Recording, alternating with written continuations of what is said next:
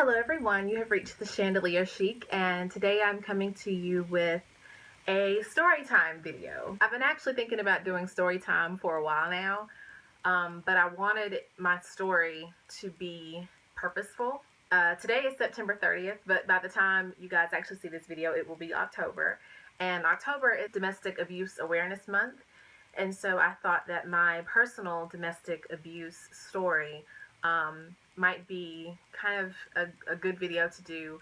Hopefully it will help someone and inspire anyone out there who's actually in a relationship kind of like the one that I'm going to describe to you.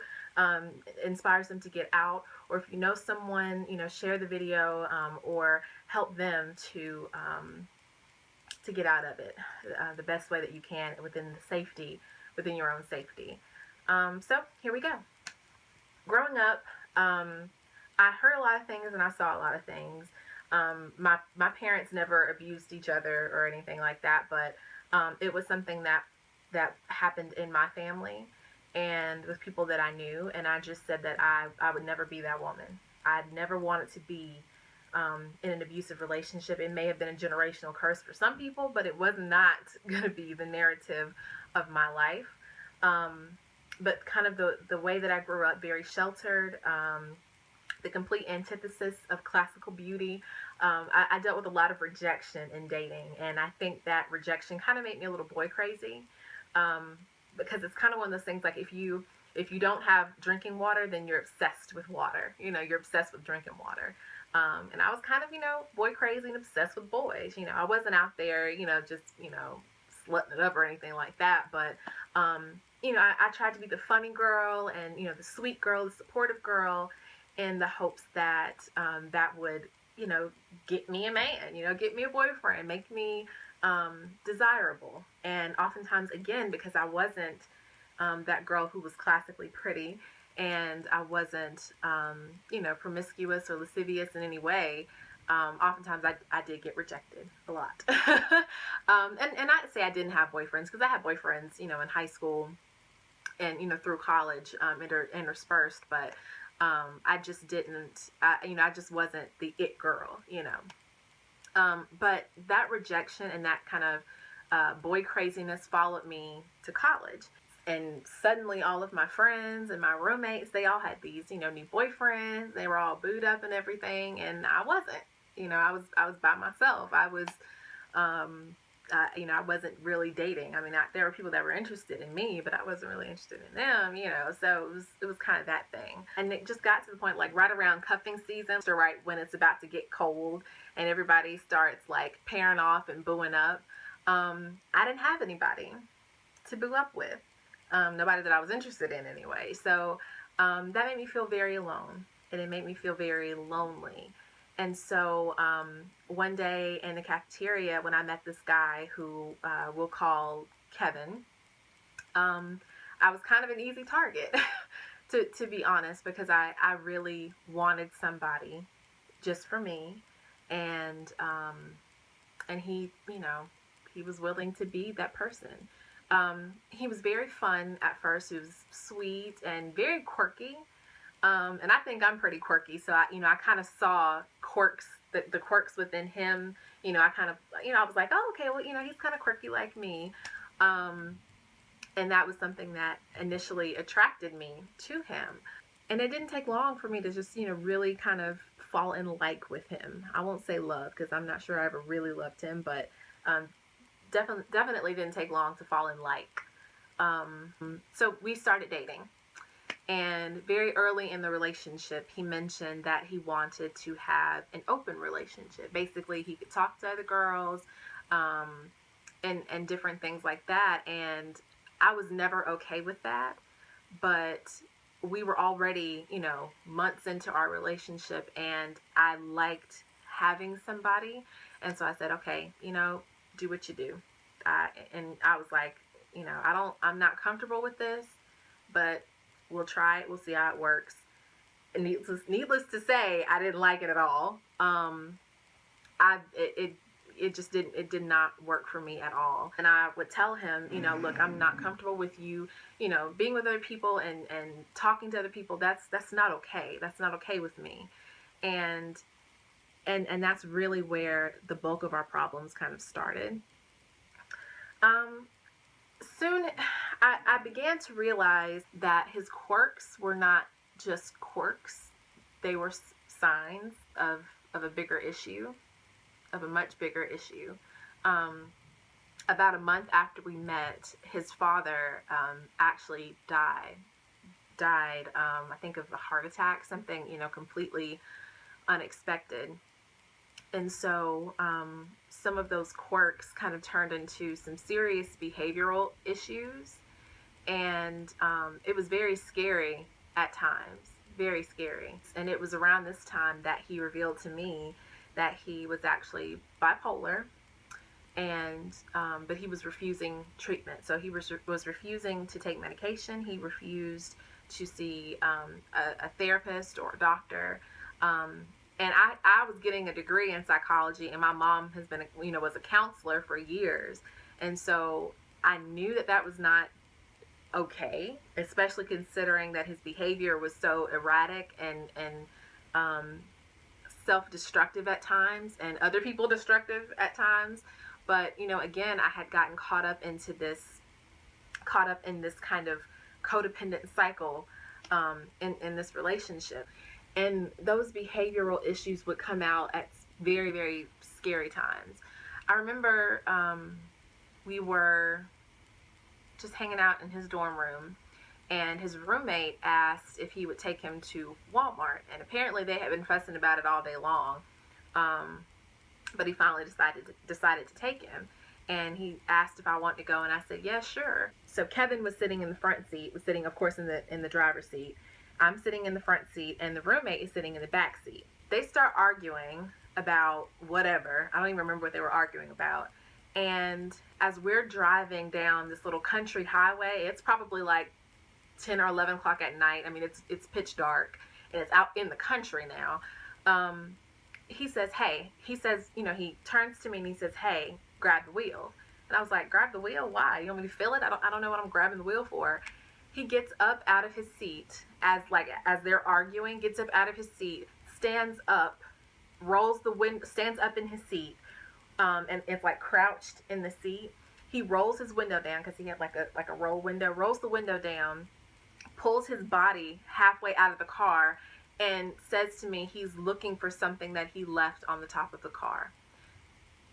We're driving down a hill on a country highway, 4-lane highway, at 10 o'clock at night, probably going 50, 60 miles an hour, and his feet are nowhere near the pedals. I'm holding onto the wheel. The two of us are screaming at him to get his ass back in the car. And when he finally does, after like 2 minutes, and I'm freaking out, it was nothing but the grace of the good Lord that kept me alive, that kept us alive. He gets mad at us for not trusting him to not wreck the car. We ended up going to Walmart, and we came back, and I think I was shocked. I mean, I think I had like I don't know what I had, like an out-of-body experience, because, I just think if that had happened today, I would have told him, no, you stop this car. I'm about to get out and call somebody to come get me because you have lost your mind. It was so scary. It was so scary. Those were the type of things that he would do, and they would happen out of nowhere. He would get upset or get into an argument, and then he would act out. And I don't even know if he was consciously trying to manipulate me, or if or whomever it was in the situation, or if he was just, or if that was just a manifestation of his mental illness. I have no idea. But those were the kinds of things that I dealt with, So, I'm in this relationship with this person who, has this erratic behavior. I'm coming into this relationship with, these issues of loneliness, and I'm really kind of wanting somebody to date and to spend time with, and these things, and it's just a bad combination. On top of that, my friend dynamics with like all my girlfriends or whatever was very rocky at the time. Basically, I was running for this kind of important position on campus, and I had all of my friends helping me to campaign, and they got their parents involved and their friends got involved, all trying to help me win this position. And I knew that some of them did not necessarily care for Kevin, but I didn't know that at the time just how much they didn't like him. And in the midst of me kind of dealing with, him wanting to be in this open relationship, his bipolar issues, him, dealing with his father's death, all of these different things, I'm, also dealing with my friends, feeling like throughout this campaign process that I have not been as good a friend to them as they've been to me. Essentially how I took the friend situation is that a ton of my friends got together and were just talking crap about me and saying how horrible of a friend I had been.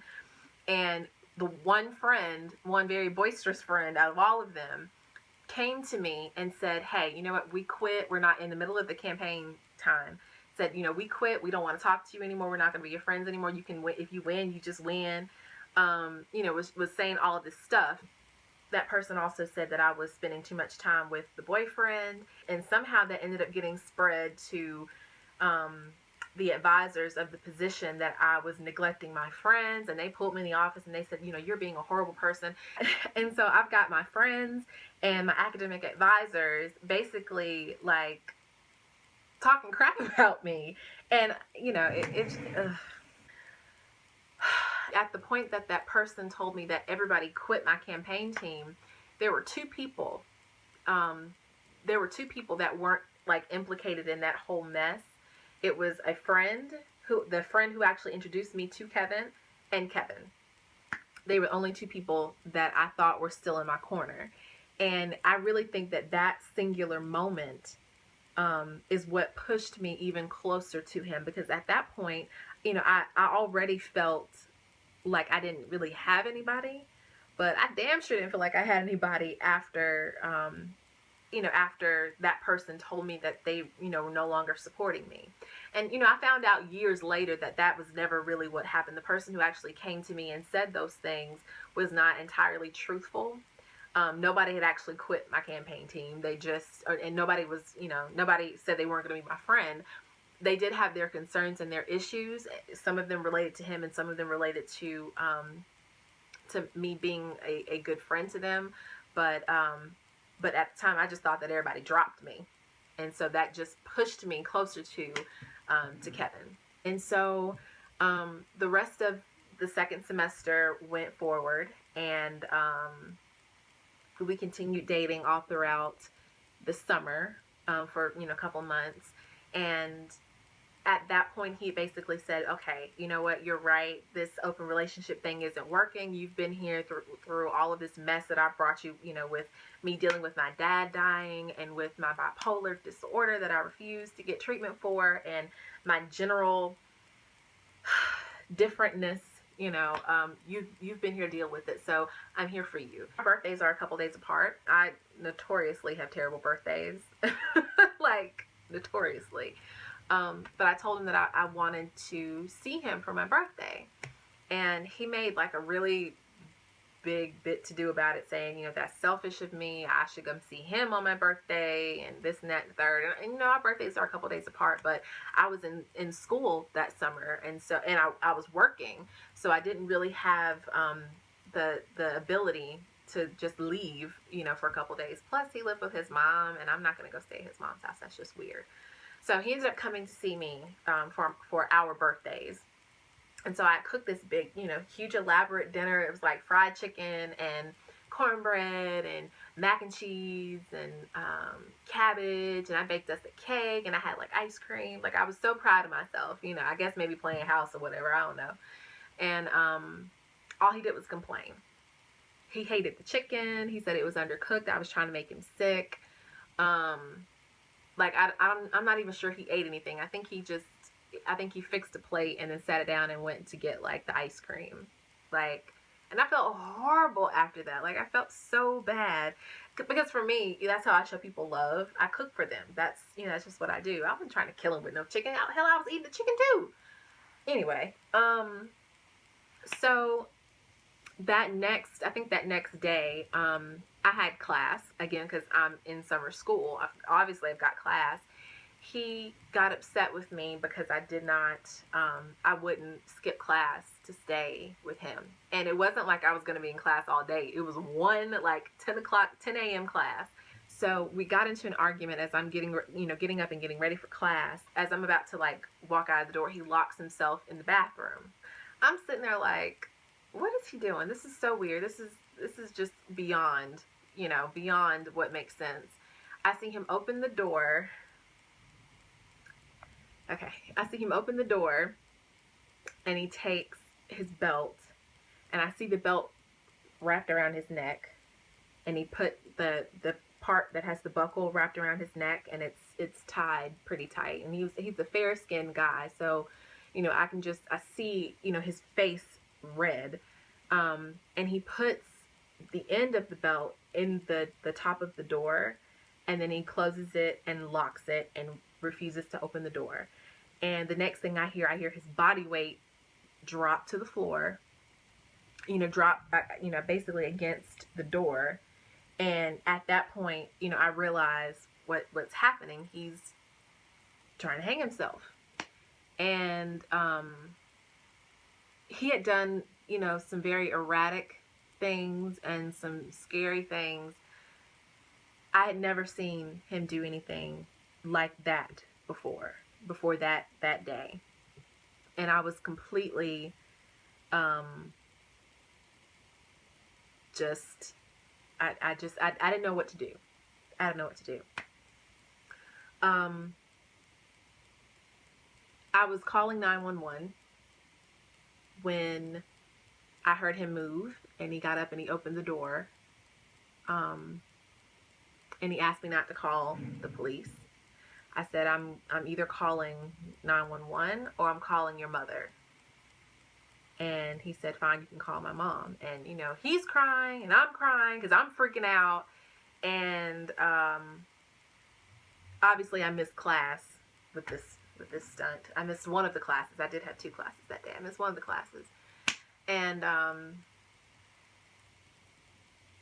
he said, you can go to class now if you want. I said, well, I've missed class. I think this is more important. He says, oh, now I'm more important to you. And just, these mind games, like, just trying to manipulate me. I see it now, but then I couldn't see it, too close to the mirror to see.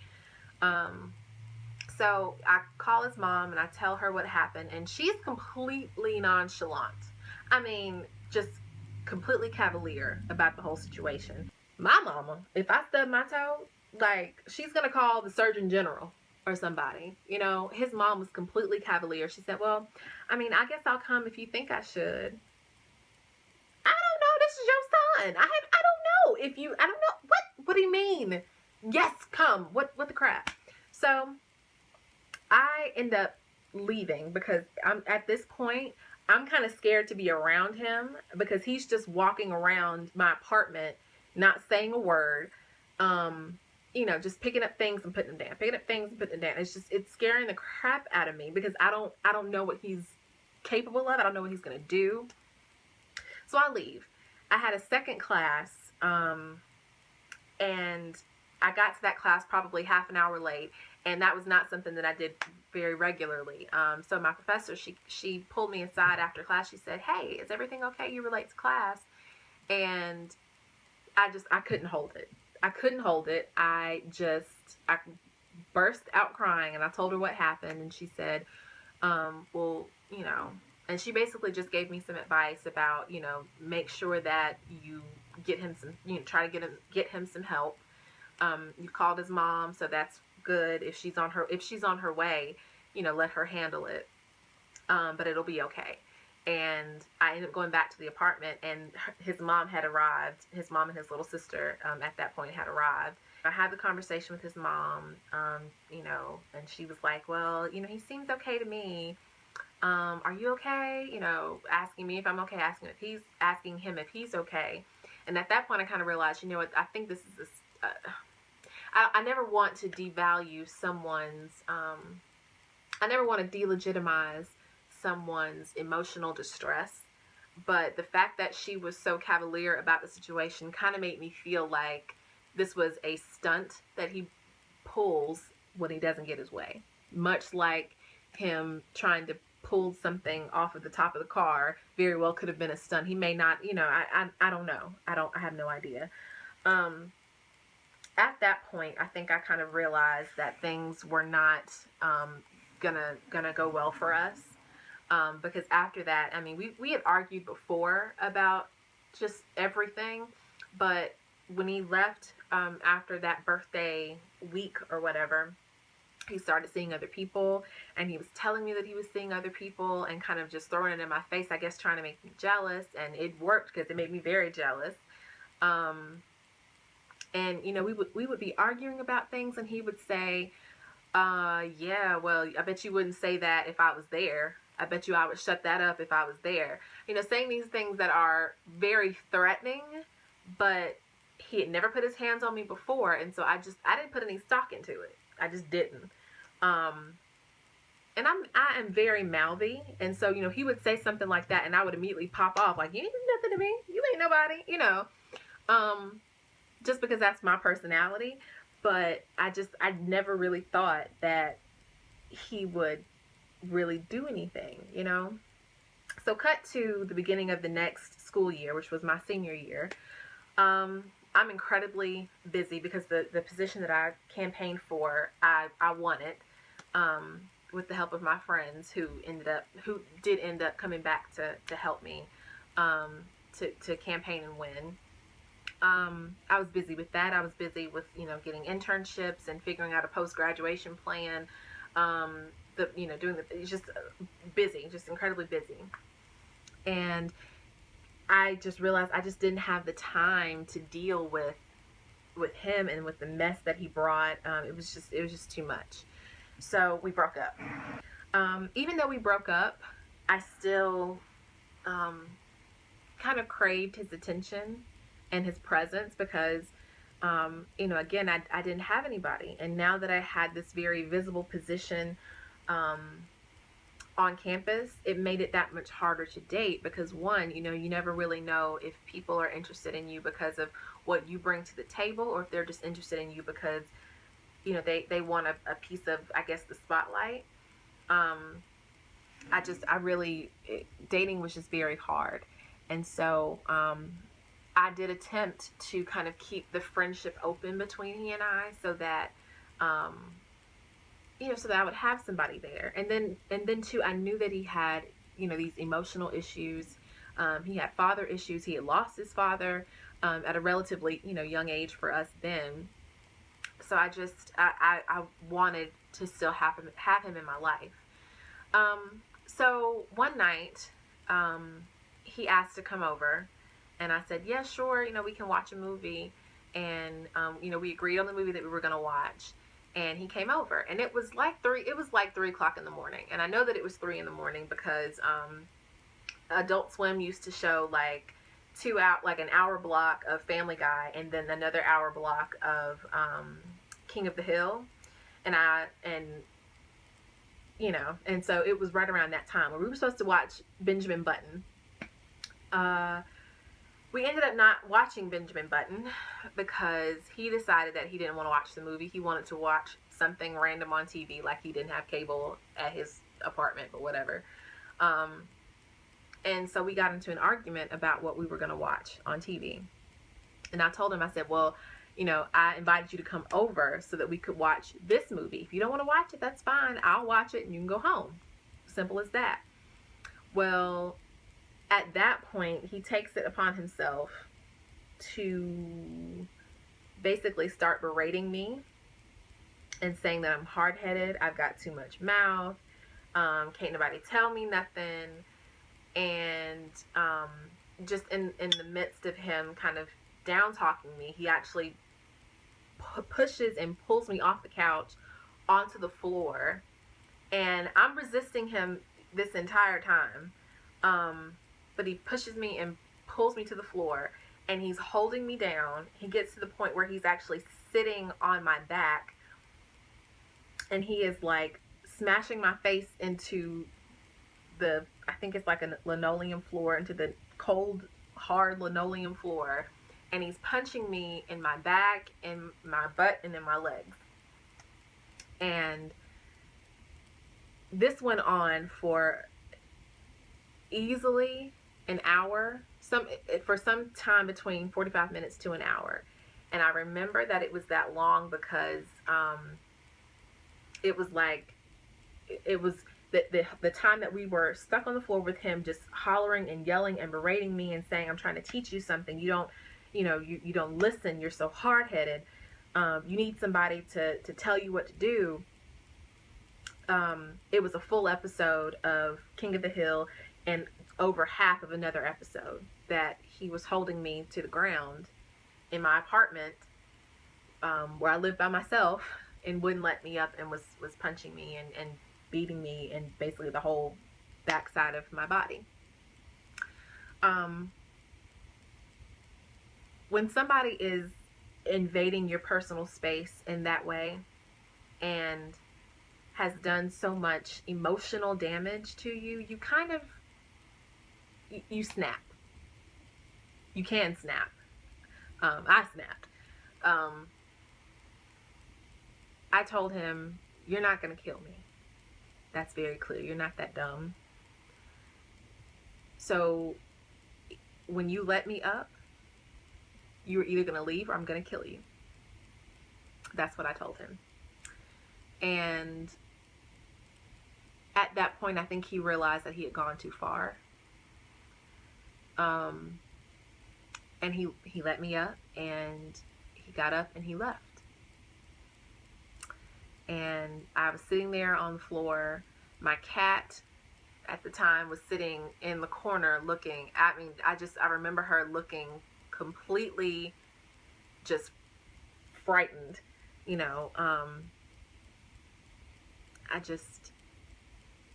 that was the worst experience I've ever had in my life. I've never felt so powerless. I've never felt so out of control. And he, the next day, I went to one of my scholarship advisors' office, and I think I texted her and I said, hey, I got something I need to come talk about. And I got there, and I just broke down. I just broke down. And she called her husband, and he was like, do we need to go find him? I was like, no, because I didn't want it to get out on campus.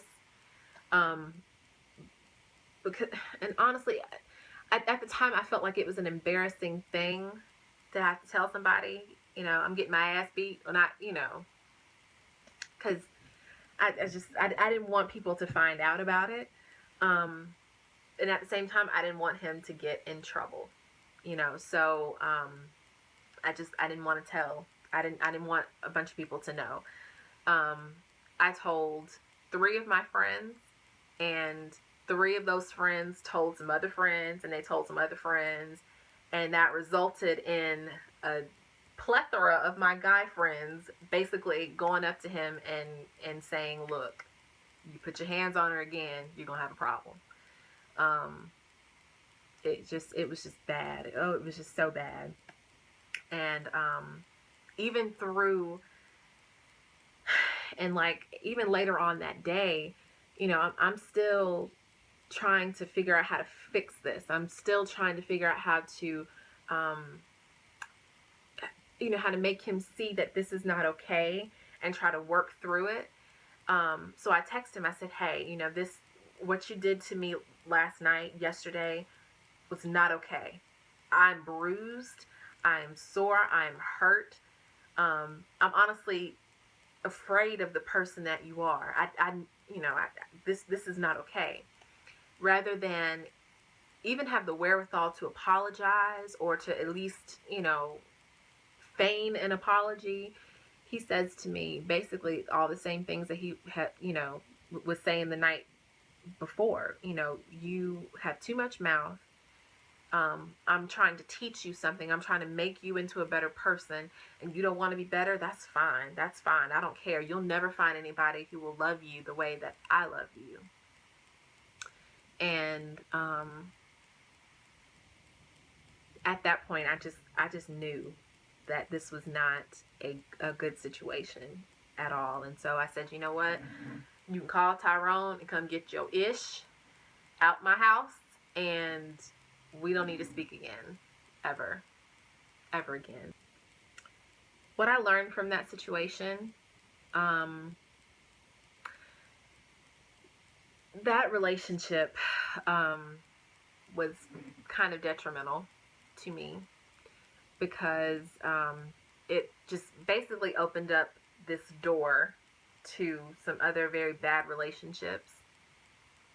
You know, when I look back on my 20s, I kind of realized that that was kind of the Pandora's box to some very, very bad relationships.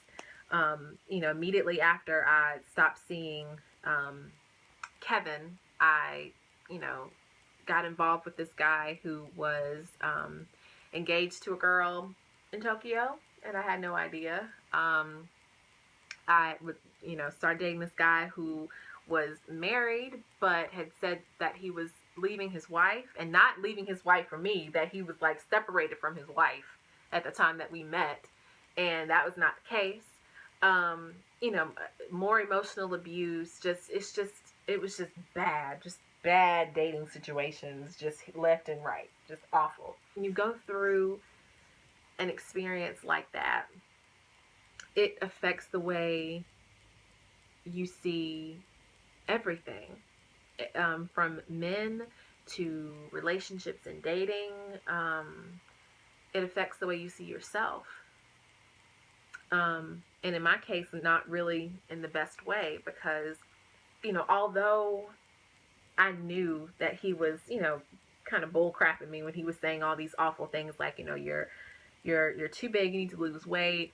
You know, I date dark-skinned girls because they're easier. A lot of these just really ugly things that he was saying, you know, in my mind, I was brushing them off. I thought that I was brushing them off, but I had actually begun to internalize those things. And so it just opened up this door to accepting just a lot of crap in relationships and from friendships that I just didn't need to. And granted, it's something that made me stronger, because, you know, when it opened up that door to all of these negative people and these negative situations, and, you know, I had to be very purposeful in creating a healthy and a positive environment for myself. It taught me how to create a positive environment for myself. But at the same time, all the crap that I went through to get from point A to point B was hell. I mean, it really was hell. I learned not to let your loneliness cause for you to accept less than what you deserve. That can be friendships, you know, platonic friendships or relationships. You can be alone and you can be lonely. Those are two natural things, and they, you know, they're going to happen to most of us in life. And they are better than being with somebody who doesn't treat you well. And, you know, that was just something that I had to learn. You can't heal someone else's mental illnesses. If someone has communicated to you, or even if you see signs that someone has some emotional or mental issues that they are not dealing with, you can't fix those issues. Don't even put it in your mind that you can or that you should. If you're close to that person, you know, surely make mention of, hey, you know, I think there might be some issues that aren't resolved. Have you ever seen a counselor? You know, I think you might need to see a counselor. If that person refuses to, respect the fact that they refuse to. If that person refuses to and they are a danger to you or to themselves, find a way to just exit that whole relationship, because at the same time that they have a right to not get help if they don't want it, you have a right to protect yourself emotionally, physically, financially, sexually, you know, all of that. Protect yourself at all costs. Listen to trusted voices. And that's easy to say, listen to what your friends are telling you, but it's hard to listen to what your friends are telling you when you're at odds with your friends. I should have been in a place where I could look past the issue that I had with my friends, that my friends had with me, and be able to critically receive what they were trying to tell me about Kevin before I got, emotionally and physically hurt by it. Don't let other people shame you for being victimized.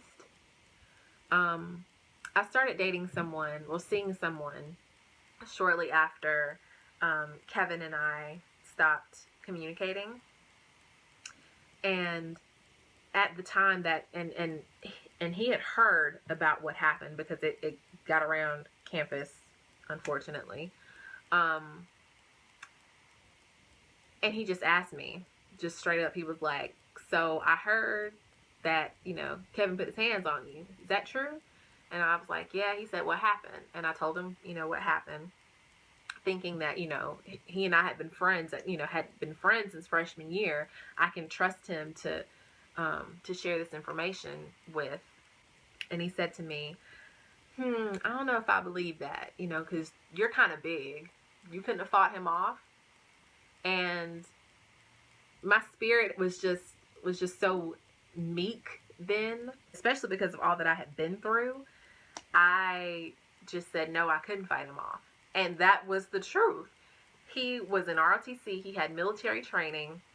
His dad, who had passed away, had put him in mixed martial arts for all of his life. So, I'm no match. And granted, the fact, he was a smaller guy. He was probably about 5'10", maybe 180 pounds. And I was 5'9", at the time, probably 270 something.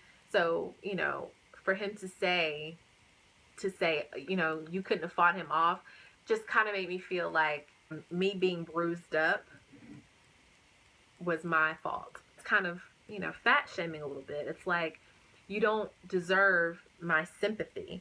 Not that I'm looking for pity, but, you don't deserve my sympathy, and you don't deserve my belief in how you feel and in your situation, because you're big and you should be able to fight, a man off, despite the fact that, he's like Kung Fu Ninja Warrior or whatever. Seriously, he climbed a pole in our student center, literally climbed the freaking pole, climbed from the first floor to the second floor. He was a ninja. It kind of goes back to the sapphire stereotype, because I'm a big burly Aunt Jemima woman, Aunt Jemima sapphire woman. I can't be hurt, I can't be abused. My size and my stature automatically delegitimizes any possibility that someone could hurt me, either physically or emotionally or sexually. Don't let anybody do that to you. And I dated that guy for a while, and I shouldn't have, because he was complete asshole. With dating now, I don't share that with men, because I've had bad experiences sharing that. I want to share that with the person who I'm dating and who I'm, we've reached a level of emotional intimacy, because I want you to know that's a fear of mine. That's something that I have not gotten over. Something that I don't think I probably will completely, purge from my system. And so I need you to know, don't play around with me like you're going to hit me. Don't even threaten that you're going to hit me, because I can't handle that. It puts me in a bad place. And another guy that I was dating, I told him about the situation. I said, I should have seen that he was capable of that a long time prior to it actually happening. because he said to me at one point, if you can't defend your physical space, then you don't deserve physical space. Like basically saying, you know, if you're not strong enough or powerful enough to defend yourself against an attacker, then you deserve to get attacked. I told that to one guy and that I was actually in love with, and he said, yeah, that sounds about right. And I'm just like, oh my God, this male chauvinism is everywhere. Like, what the hell are we doing to our boys that they don't grow up, you know, with the thought process, don't hit women, they're flowers and they're beautiful. They can be independent and grow in their own soil. You leave them alone. You let them grow. You don't freaking step on them because that's rude. You know, I just, like I said, it changes the way that you see relationships and people. And emotionally, I think I'm still, that's been like 6 years. Yeah, it's been about, it's been almost 7 years since that happened. And I still deal with it. For a while afterward, I had these dreams that I was being chased and I couldn't get away. That was a recurring dream, that I was being chased and I couldn't get away. I had no control. I had no power. And, you know, those dreams started after that situation. So, yeah, guys, that's my very macabre story time video.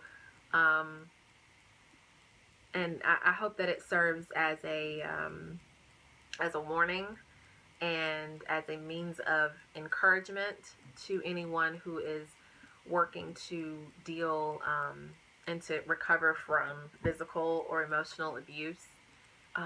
It is something that will stick with you. It is something that society and that the people that you love and the people that are in your life won't necessarily understand. But you can get through it. You can have a normal life afterwards. And every man is not like the man that hurt you. So let your mind be sharp and your heart stay open, and take care of yourself. Thanks for watching.